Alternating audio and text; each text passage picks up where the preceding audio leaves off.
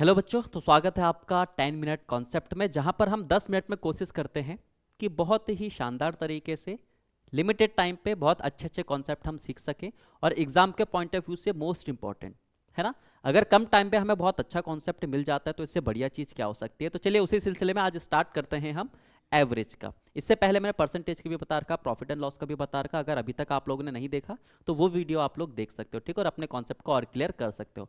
Average की अगर बात आती है तो भाई ऐसा फॉर्मूला आप लोगों को याद होगा, बचपन से ही याद होगा, योग डिवाइडेड बाय संख्या। कि अगर आपको किसी भी संख्या का औसत निकालना है तो जो भी आपको संख्या दे रखी सबको जोड़ दो और जितनी वो संख्या है उससे क्या कर दो, डिवाइड कर दो, है ना। पढ़ा होगा, ऑब्वियस सी बात है, याद भी होगा। आज हम बात करेंगे कंसेक्यूटिव संख्याओं की, क्रमागत संख्याओं की। बहुत बार क्वेश्चन बन जाता है कि भाई इतनी क्रमागत संख्या है, बताओ इसका एवरेज क्या होगा। 8 के मल्टीपल इतने सारे हैं, बताओ उसका एवरेज क्या होगा। उससे पहले एक छोटा सा कॉन्सेप्ट अपने क्लियर करते हैं। 1 2 3 हमारे पास 3 कंसेक्यूटिव यानी क्रमागत संख्याएं दे रखी हैं। लिख देता हूं मैं कैसा ये जो हमारा कॉन्सेप्ट है कौन सा वाला है, क्रमागत संख्याओं वाला। इसका एवरेज क्या होगा, तो एवरेज क्या कहता है कि भाई इसका टोटल करो 3 4 5 6, उसको संख्या से डिवाइड कर दो क्योंकि हमारे पास 3 ही संख्या है। तो एवरेज कितना होगा, 2 होगा। ठीक है, चलो एक और संख्या ले लो। चलो 1 2 3 4, मैंने कितनी संख्याएं ले ली हैं, 4 संख्याएं ले ली हैं। अब देखते हैं कि इसका एवरेज क्या होगा। टोटल करो 4 4 8 और 2 10, कितनी संख्याएं हैं, 4 संख्याएं हैं, तो एवरेज कितना होगा, 2.5 होगा। ठीक है, चलो लिख दिया हमने कितना, 2.5।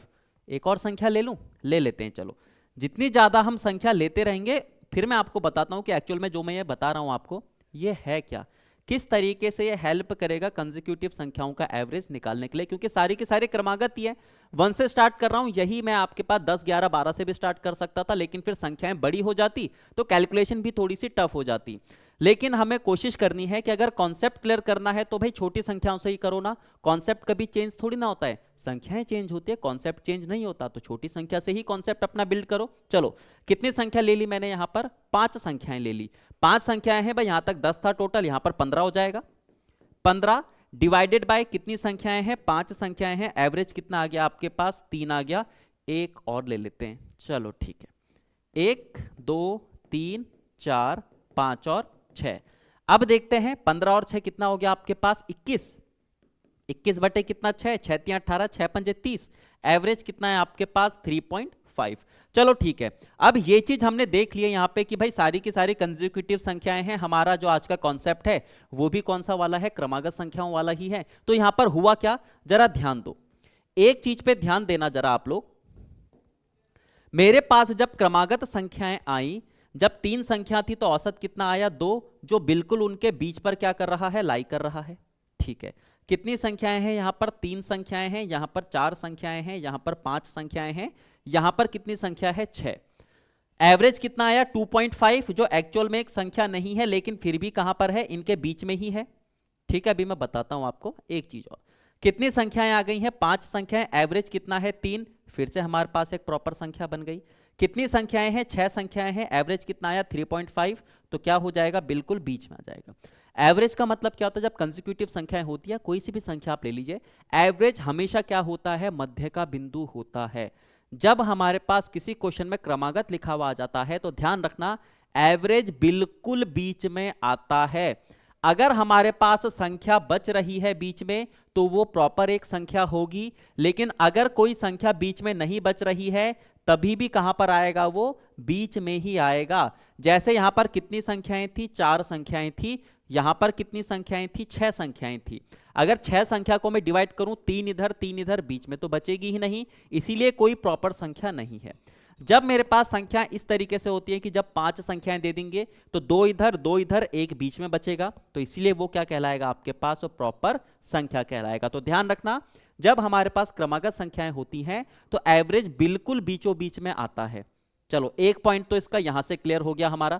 अगर हमारे पास 11 संख्या दे रखी तो बिल्कुल बीचों बीच में होगा, बिल्कुल बीच में आएगा, है ना, क्योंकि एवरेज तो आपके पास बिल्कुल बीच में आता है। लेकिन क्या जो एवरेज होगा वो प्रॉपर संख्या होगा, बिल्कुल 11 संख्याओं में से 5 संख्या इधर 5 संख्या इधर, बिल्कुल बीच में एक बचेगा। अच्छा, अगर 20 संख्याएं होंगी तो क्या हमारे पास एवरेज बिल्कुल बीच में आएगा, हाँ बिल्कुल बीच में आएगा। लेकिन क्या वो प्रॉपर एक संख्या बनेगी?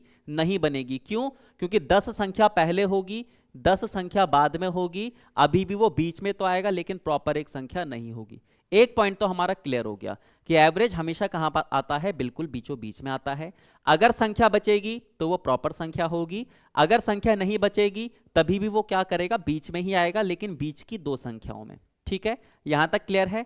अब लेकिन जरूरी थोड़ा ना है कि 1 2 3 4 5 6 संख्याएं दे, वो तो पता नहीं कितनी संख्या दे सकता है। तो एक चीज और ध्यान रखना, कभी भी अगर आपके पास बहुत सारी संख्या दे रखी होती है, अगर वो क्रमागत हैं, अगर वो क्रमागत संख्याएं हैं, या फिर सब में क्या है आपके पास? गैप बराबर है। सब में क्या है आपके पास? गैप बराबर है, यानी डिफरेंस बराबर है। जरा ध्यान दो, हर किसी में डिफरेंस बराबर है ना? एक का डिफरेंस, एक का डिफरेंस, एक का डिफरेंस, एक का डिफरेंस, एक का डिफरेंस, एक का डिफरेंस, एक का डिफरेंस। जब जितनी भी संख्या आपको दे रखी होती है, अगर उन सब का गैप बराबर होता है ना, तो हमें चाहिए सिर्फ फर्स्ट नंबर और लास्ट नंबर, वहीं से हम क्या निकाल देते हैं? एवरेज। तब हमें सारी संख्याओं को जोड़ने का भी टाइम नहीं मिलता, क्योंकि हमारे पास पेपर में तो टाइम होता ही नहीं है। और अगर टाइम नहीं होता तो क्यों ना हम अपना कॉन्सेप्ट ही एडवांस कर ले, है ना? हम वहां पर क्या करते हैं? सबका टोटल नहीं करते। जैसे मेरे को पता करना है इसका एवरेज क्या होगा, तो सारी की सारी क्रमागत संख्याएं हैं, अगर क्रमागत नहीं होंगी वहां पर तो सबका गैप क्या होगा? बराबर। दोनों में से या तो क्रमागत लिखकर बोलेगा या फिर क्या दे देगा आपको? संख्या। आपने देखना है गैप बराबर होना चाहिए। गैप सबका बराबर है, तो मुझे पहली संख्या चाहिए थी, कौन सी है? 1। मेरे को लास्ट संख्या चाहिए थी, कौन सी है? 5। तो जब मेरे पास गैप बराबर होता है तो पहली और आखिरी संख्या को जोड़ो और 2 से डिवाइड कर दो, आपको एवरेज मिल जाएगा। 6/2 यानी एवरेज कितना आ जाएगा हमारे पास? 3। सारी की सारी क्रमागत संख्या है। पहली संख्या क्या है? 1। दूसरी संख्या क्या है? 6। दोनों को जोड़ेंगे कितना मिलेगा? 7। 7/2 तो एवरेज कितना आ जाएगा हमारा? 3.5। तो 2 पॉइंट हमारे क्लियर हो गए। क्रमागत संख्या अगर होती है, क्रमागत का मतलब क्या होता है? जिसमें गैप बराबर होता है। तो मेन कॉन्सेप्ट यह है कि सभी संख्याओं में गैप क्या होना चाहिए? बराबर होना चाहिए। ठीक है, अगर क्रमागत है तो ऑब्वियस सी बात है। यहीं पर अगर वो हमें क्वेश्चन दे देता कि भाई 3 5 7 9 11 13, इसका एवरेज पता करो क्या होगा, तो हमने देखना है पहली बात तो एक क्रमागत क्या है? विषम संख्याएं हैं। नहीं पता चल रहा है, कोई बात नहीं, 2 का गैप, 2 का गैप, 2 का गैप, 2 का गैप, 2 का गैप, हर किसी में क्या है? 2 का गैप। तो एवरेज क्या होगा? पहली संख्या आखिरी संख्या 3 और 13 डिवाइडेड बाय क्या हो जाएगा? 2, यानी कितना होगा? 16। 16/2 एवरेज कितना आ जाएगा? 8। क्या कोई प्रॉपर संख्या है? नहीं है। क्यों नहीं है? क्योंकि यहां पर 3 और 3 कितनी संख्या थी? 6 संख्या थी। एवरेज क्या आता है? बिल्कुल बीच में। 7 और 8 9 के बीच में क्या आ जाएगा? 8। ठीक है, अगर गैप बराबर है, क्रमागत संख्याएं हैं, तो फर्स्ट और लास्ट पता होगा, हम क्या निकाल लेते हैं? एवरेज निकाल लेते हैं। चलिए, अभी जो हमने कॉन्सेप्ट सीखा, जो कॉन्सेप्ट हमने पढ़ा है, उसको क्वेश्चन के रूप में करते हैं, क्योंकि जब तक हम उसका एग्जाम्पल नहीं करेंगे तब तक तो चीजें रटने वाली हो जाएंगी। जैसे यहां पर देखो, 5 क्रमागत संख्याओं का औसत कितना है? 10। हमारे पास कितनी संख्याएं हैं? 5 संख्याएं हैं, A B C D E, है ना? सिर्फ मैं आपको बता रहा हूं, पेपर में हम ABCD वगैरह नहीं लिखते हैं। अगर हमारे पास 5 संख्याएं हैं तो एक बिल्कुल बीच में बचेगी, ऑब्वियस सी बात है। कैसी संख्या है? कंसेक्यूटिव है तो बिल्कुल बीच में आएगा, ये बात भी क्लियर हो गई। तो बिल्कुल बीच वाली जो संख्या होगी वो कौन सी है? 10। अगर ये सारी की सारी क्रमागत हैं तो 10 के बाद कौन सी संख्या होगी? 11। फिर कौन सी होगी? 12। फिर इससे पहले क्या होगी? 9। और इससे पहले क्या होगी? 8। अब हम सारी की सारी संख्या निकाल चुके हैं। तो जैसे ही हमारे पास क्रमागत लिखा हुआ आता है तो आपके माइंड में एकदम से चीजें क्लिक करनी चाहिए कि एवरेज बिल्कुल बीच में होगा, चाहे संख्या बचे या फिर ना बचे। उसने पूछा बिल्कुल मध्य की संख्या क्या होगी, तो भाई जब क्रमागत संख्याएं होती है तो औसत हमेशा बिल्कुल बीच में होता है। आंसर क्या हो जाएगा हमारा? 10। क्लियर है ना? चलो नेक्स्ट क्वेश्चन, अगला। कितनी संख्याएं दे रखी हैं? 5 संख्याएं दे रखी हैं। एवरेज कितना दे रखा है? 40 दे रखा है। तो भाई बिल्कुल बीचों बीच में एक संख्या बचेगी, एक संख्या बिल्कुल बीचों बीच में बचेगी। इससे पहले कितनी संख्या होगी? 2। और इसके बाद कितनी संख्याएं होंगी? 2 संख्याएं होंगी। अगर बिल्कुल बीच में एक संख्या बच रही है, सारी की सारी क्रमागत हैं, और यह भी ध्यान रखना कैसी संख्याएं हैं आपकी बार? सम संख्या। इससे पहले सम और विषम कुछ नहीं बोला था, यानी ऑर्डर इवन कुछ नहीं बोला था, तो हम कंसेक्यूटिव ले लेंगे 10 11 12 13 14 15।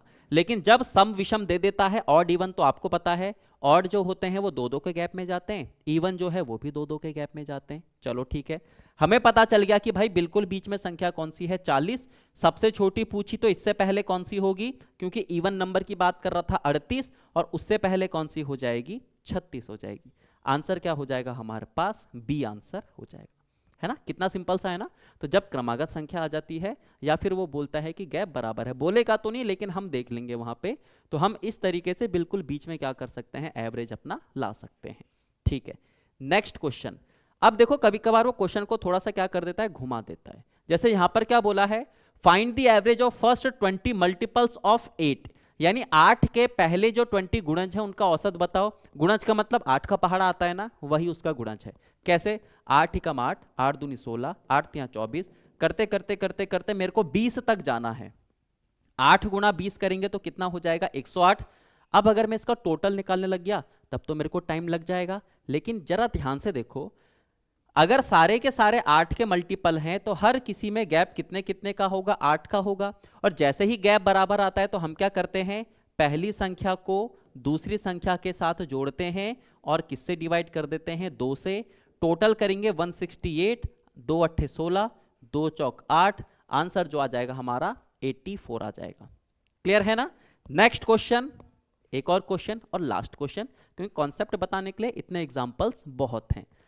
अब की बार 9 को कह रहा है कि जो 30 मल्टीपल्स उसके होंगे उसका औसत बताओ क्या होगा।